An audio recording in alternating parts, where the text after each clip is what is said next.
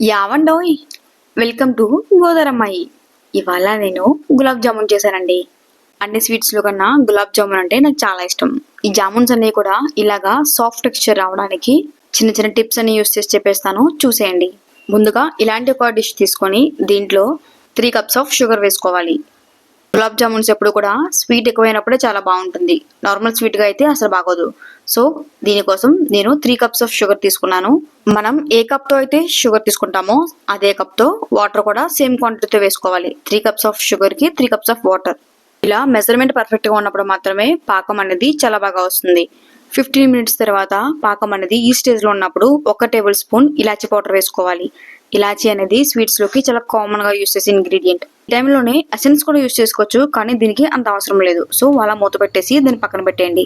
ఇప్పుడు జామున్స్ ప్రిపేర్ చేయడం కోసం 2 కప్పుల గులాబ్ జామున్ పౌడర్ తీసుకోవాలి.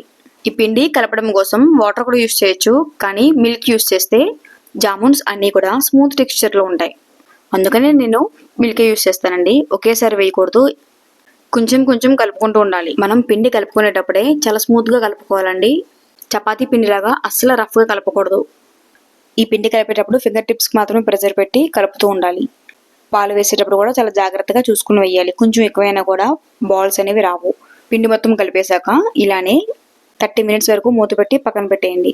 30 minutes తర్వాత తీసి చూస్తే పిండి అనేది మాయిశ్చర్గా బాగా గట్టిగా కాకుండా అలానే బాగా మెత్తగా కాకుండా చెమ్మ తగులుతూ ఇలా మాయిశ్చర్గా ఉంటే సరిపోతుంది.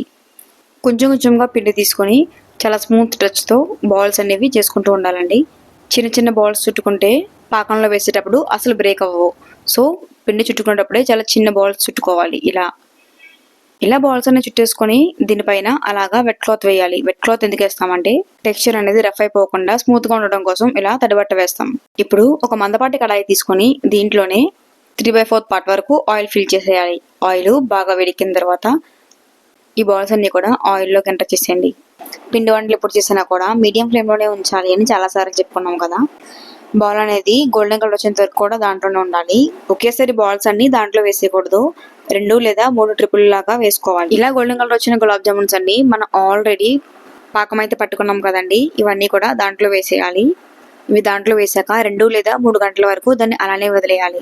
అప్పుడే పాకం అంతా కూడా బాల్స్కి పట్టి ఫిట్గా ఉంటాయి. ఇవి ఇలా తినడం కన్నా ఫ్రిడ్జ్లో పెట్టుకుని తింటే చాలా బాగుంటాయి. గులాబ్ జామున్తో పాటు పక్కనే వనీలా ఐస్ క్రీమ్ ఉంటే ఇంకా చాలా బాగుంటుంది. Thank you so much for watching. Bye.